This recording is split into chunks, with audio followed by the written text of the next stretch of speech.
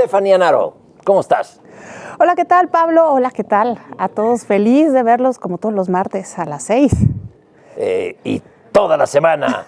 Stephanie, ¿no estás impresionada por la capacidad de convocatoria de nuestro señor presidente, que llenó el Zócalo y que es capaz de llenarlo con 500,000 personas, donde los demás solamente meten 90,000? Es realmente una alquimia maravillosa. Una alquimia maravillosa, un éxito más de esta Un logro más de la administración. Igual que las remesas, otro logro más. Pero las remesas son reales. Sí, pero no son un logro esto, a ver, explícame. Cuando lo llenan los opositores, incluyendo las calles aledañas, caben 70,000, 90,000, cuando mucho. Y ahora cupo 500,000. ¡Qué maravilla! Maravilloso. Sobre todo porque todo el mundo fue por su propia voluntad, no hubo acarreos, nada de nada. Ya el presidente lo dijo en la mañana del martes. No hubo acarreo, solamente gente consciente. Yo creo que tuvo tiempo de entrevistar a cada uno. Stephanie, vamos a arrancar con el fondo de lo que dijo el presidente. A mí me llamó la atención una parte, no sé si coincidamos, donde habla que hagan lo que hagan, no les vamos a entregar el poder. ¿Eso dijo hablando en plata o tú cómo viste? Fue un grito de victoria, hagan lo que hagan, no van a regresar a gobernar los oligarcas. Él ya se dio por victorioso las próximas elecciones, él y su movimiento. Fue un grito para reafirmar la confianza en los que quieren votar con él. No se preocupen, no va a pasar nada, no lo vamos a permitir. Y de alguna manera... Momento, esto es otra cosa, ¿eh? No es un grito de victoria, el no lo vamos a permitir quiere decir otra cosa. Pero ya se siente, No, pero vencedor. ¿Qué quiere decir no lo vamos a permitir? Quiere decir no lo vamos a permitir, Stephanie, ¿sí o no? No lo vamos a permitir, no lo vamos a permitir.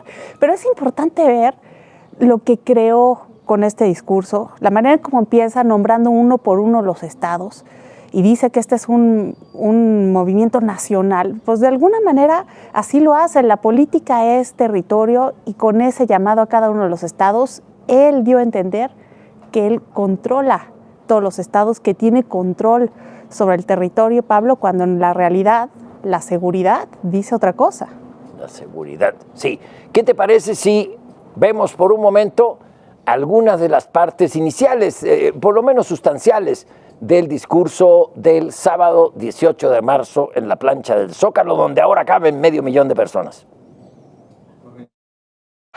En 1940, toda esa reacción se manifestó con mucha fuerza en la elección presidencial. Era tal la oposición de derecha que el general Cárdenas tuvo que actuar con cautela y posiblemente eso influyó para que apoyara la candidatura de Manuel Ávila Camacho y no la del general Francisco J. Mújica, con quien tenía más afinidad ideológica y el cual representaba una mayor certeza de continuidad y profundizar la política social y nacionalista. Hoy de nuevo manifestamos, exclamamos a los cuatro vientos: nada de zigzaguear. Sigamos anclados en nuestros principios. Reafirmemos la decisión y el rumbo que hemos tomado desde que inició el gobierno. No a las medias tintas. No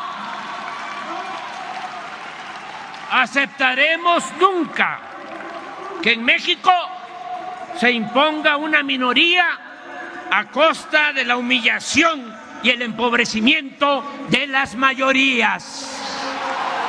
También estoy convencido que cualquiera de los aspirantes que resulte triunfador en la encuesta para elegir al candidato de nuestro movimiento aplicará la misma política en favor del pueblo y en favor de la nación.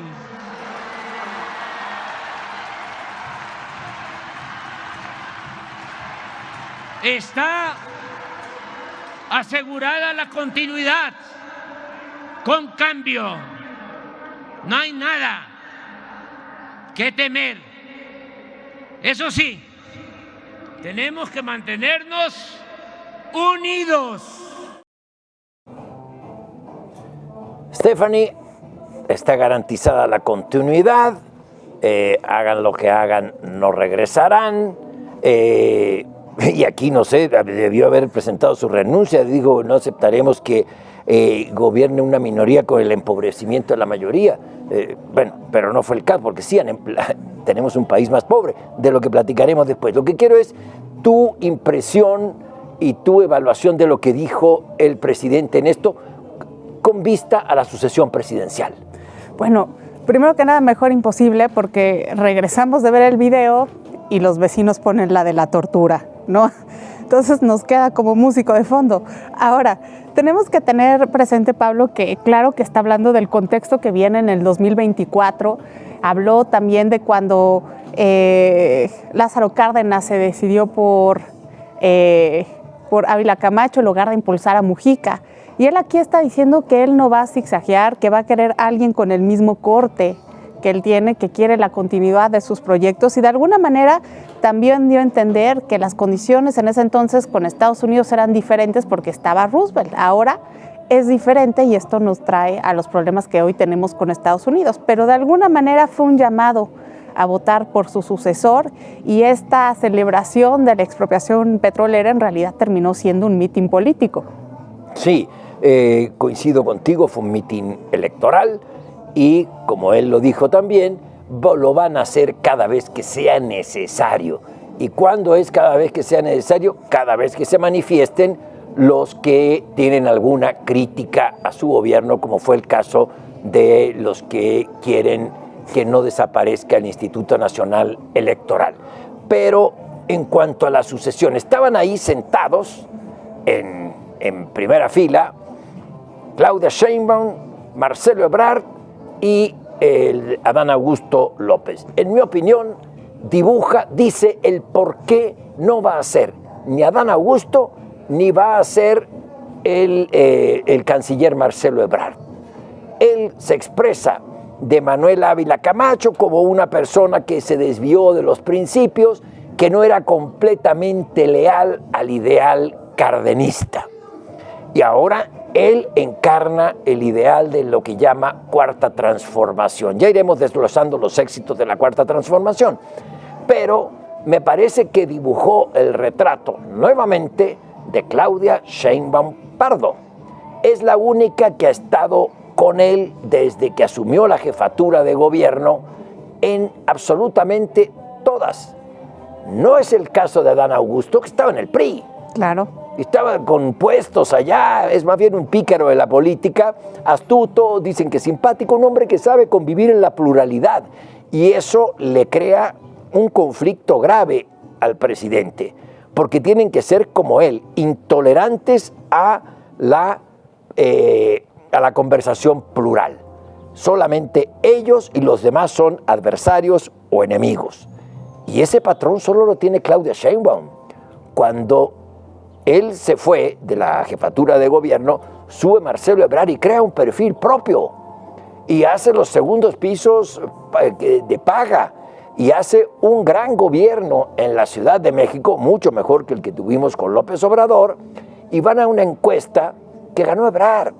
Eran 3 preguntas, una López Obrador, una Ebrard y la otra la ganó Marcelo Ebrard, pero le hicieron ahí algunos movimientos.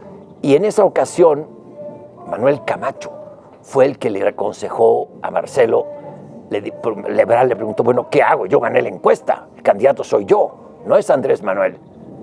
Y dice Manuel Camacho, si te lanzas, vas a dividir a la izquierda. Entonces, para mí la gran duda ahora es si Marcelo Ebrard, ahora que hagan las preguntas a modo para que sea la candidata que describió ahí el presidente en el mitin del Zócalo, ¿qué va a hacer Ebrard? La candidata es Sheinbaum. O sea, no tengo la menor duda, la candidata López la dibujó, le ha explicado a Ebrard 20 veces, y no sé si viste el lenguaje de cuerpo de Marcelo. Sheinbaum estaba así, con un huipil y esas cosas que a veces se pone. Y el canciller, así, escuchando atentamente, pensando. Me hubiera encantado estar dentro de la mente de Ebrard. Claro, y de alguna manera lo describe cuando dice, bueno, es que Ávila Camacho era más moderado, pero no funcionó. Y muchas de las personas dicen que por Ebrard sí votarían porque lo consideran más moderado. Entonces también ese fue otro mensaje clave. Sí. Ahora, creo que también aprovechó esto de celebración nacional para continuar con la refundación de la cultura política. Aquí lo que hizo fue, primero que nada, dividir otra vez a la población entre los patriotas y entre los que no son patriotas, ¿no? Porque no están con él. Y esto de alguna manera Hitler también lo hacía entre los puros y los no puros, ¿no? Luego también se va a los momentos críticos de la historia y sigue culpando a los que estaban antes por lo que pasó, que eso forma parte de las políticas de la eternidad. El pasado, hay que culparle todo al pasado, ellos son los malos y por eso estamos pagando estas consecuencias. Y también, por último, esa sensación del enemigo. Y aquí hay un enemigo enorme que es Estados Unidos, y ese enemigo también tiene conexiones con los que él llama conservadores. Por eso habla de que con la expropiación petrolera los ricos se indignaron porque era contrario a sus intereses, y ahí también habla del partido Acción Nacional, que de ahora que fue el tsunami electoral de 2018, fue el partido de la oposición que más o menos quedó de pie.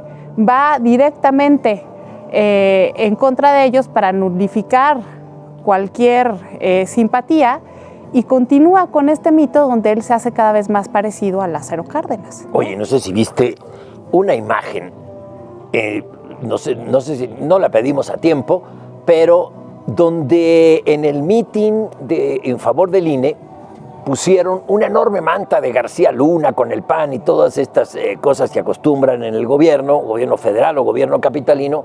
Ahora pusieron una imagen enorme donde están tres rostros bizarros, los tres grandes presidentes que ha tenido México. A la izquierda, Lázaro Cárdenas. A la derecha, Adolfo López Mateos, y al centro de ellos, Andrés Manuel López Obrador, en un mitin de López Obrador. ¿No sentiste pena ajena? Porque, oye, a ver, se compara, ya se había comparado históricamente con Madero, con Juárez, se veía como un propósito, pero ahora avanzado el 5º año de gobierno, Stephanie, que se ponga a la altura del general Cárdenas y de López Mateos, y se ponga él en su mitin, en su plaza, y con los recursos del Estado, ponerse él una foto, es de pena ajena. Primero, el culto a la personalidad, y segundo, porque no tiene absolutamente nada que presumir. Y esa gente que llegó ahí, perdóname, la trajeron, les impusieron cuotas a los líderes de Morena en los estados de traer gente, les pusieron cuotas a los delegados de los programas sociales y les pusieron cuotas a los gobernadores de los estados. Es decir, todos tuvieron que llevar gente a chaleco. Hemos visto a saciar los videos, y si quieren ir corriendo algún video de cómo llegaron espontáneamente, los videos de cómo se reparte el dinero en los camiones y el lunch y todo eso. Bueno, que repartan agua me parece bien, pero que nos digan después, no hubo acarreo, es mentira. A mí me parece que es parte de este delirio en el que estamos, en que el presidente tiene que acarrear gente de todo el país para mentirle diciendo que vamos de maravilla, lo cual es falso, y mandar el mensaje: no vamos a soltar el poder, hagan lo que hagan, aunque ganen los votos, no vamos a soltarle a una minoría el poder, a la minoría que ha gobernado siempre. Oiga, no, Y si resulta que gana el candidato de la oposición, no se hagan ilusiones. O sea, México está en un callejón donde habrá, si quiere ganar la oposición, que aplastar con votos y con movilización ciudadana a la candidata del presidente López Obrador. Y es importante la manta que mencionabas hace rato, porque eso nos habla de la transformación de la cultura política mexicana que él quiere impulsar, en donde esa es su realidad. Por eso siempre está hablando de la historia y equiparándose a grandes personalidades que hemos tenido. Ahora, también es importante notar que usa para un fin partidista, porque ahí no estaba como el presidente de todos los mexicanos, estaba como el presidente de un partido político, estaba usando los recursos del Estado. Esa es la diferencia con la otra marcha, y también en otras ocasiones ya lo ha usado. Cuando cumplió el primer año de su victoria, también utilizó los recursos del Estado para festejar en el Zócalo. Entonces esto se está volviendo ya una tradición con la que hay que tener cuidado. Ahora, también es importante ver el contexto en el que nos encontramos y cómo vamos a llegar a las elecciones del 2024. Todavía no hemos cantado victoria de la pandemia. Venimos saliendo de 2 años de encierro que causaron muchas enfermedades mentales a las personas, depresión, ansiedad, estar aislados. Y ese estar aislados provocó mucha intolerancia. Y la intolerancia es lo que da pase al populismo de izquierda o de derecha a la hora de votar. Es un marco que tenemos que tener presente para las próximas elecciones del 2024.